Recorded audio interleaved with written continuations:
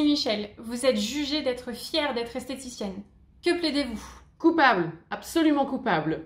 Je suis esthéticienne par choix, c'est une reconversion. J'ai ouvert mon centre anti-âge en 2011. J'ai été élue esthéticienne France 2018 et ensuite élue ambassadrice pour les Nouvelles Esthétiques France en 2019.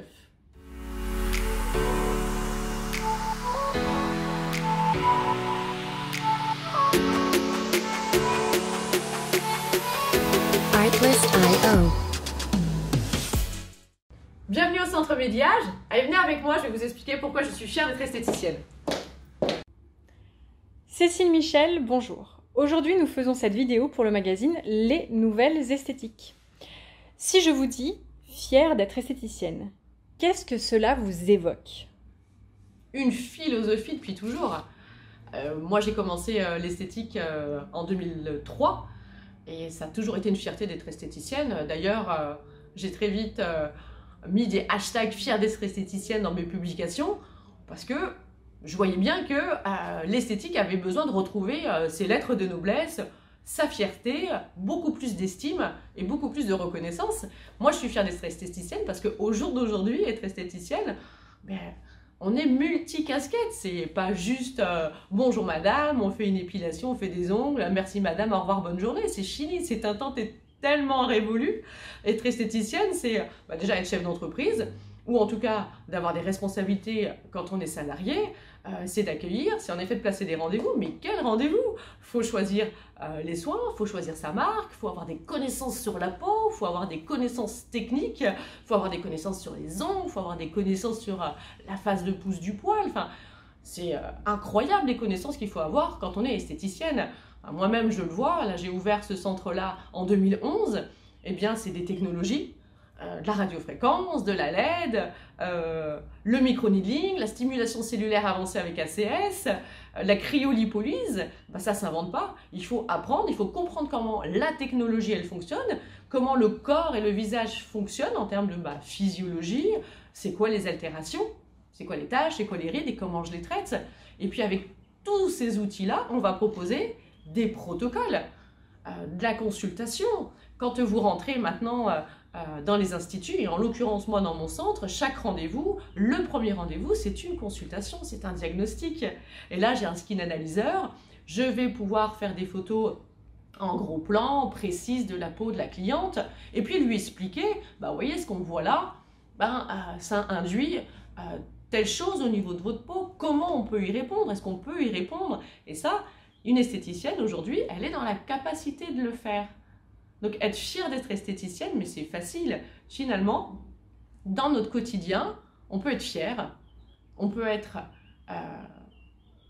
extrêmement précise dans nos explications. On peut proposer des protocoles très complets, très simples, mais très appropriés à chaque fois. Et en plus, là, on voit que l'esthétique s'ouvre encore, on travaille avec des métiers complémentaires. Ça fait moi quelques années qu'ici au centre, on travaille avec un naturopathe. Jérôme et moi, on va travailler sur des dossiers communs.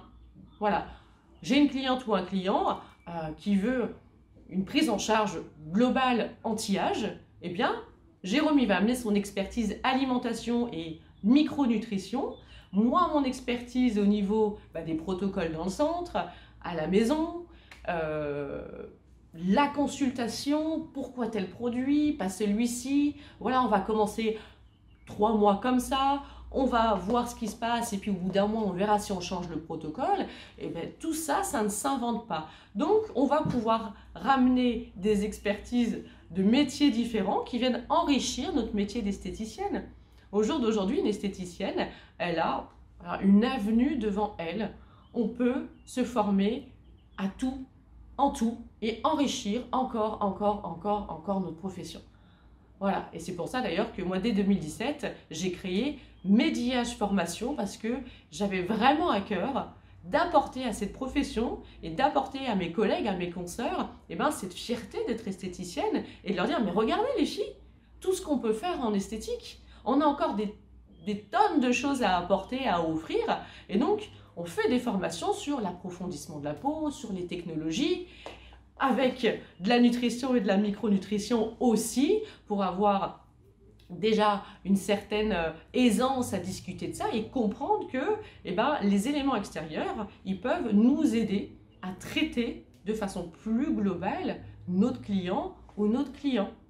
Alors, être fière d'être esthéticienne, oui, bien sûr je suis fière d'être esthéticienne. J'espère que vous, les futures esthéticiennes, que vous soyez à l'âge d'un CAP ou que ça soit une reconversion, eh bien vous puissiez dire haut et fort, oui je suis esthéticienne. Voilà, mon métier ne se résume pas seulement aux ongles et aux épilations, ce serait très mal connaître notre métier. Je vous invite du coup toutes et tous, parce qu'on a de plus en plus d'esthéticiens, à vous orienter, à vous interroger sur ce métier d'esthéticienne et à en voir toute la richesse que ce métier nous apporte dans notre quotidien. Hashtag fière d'être esthéticienne.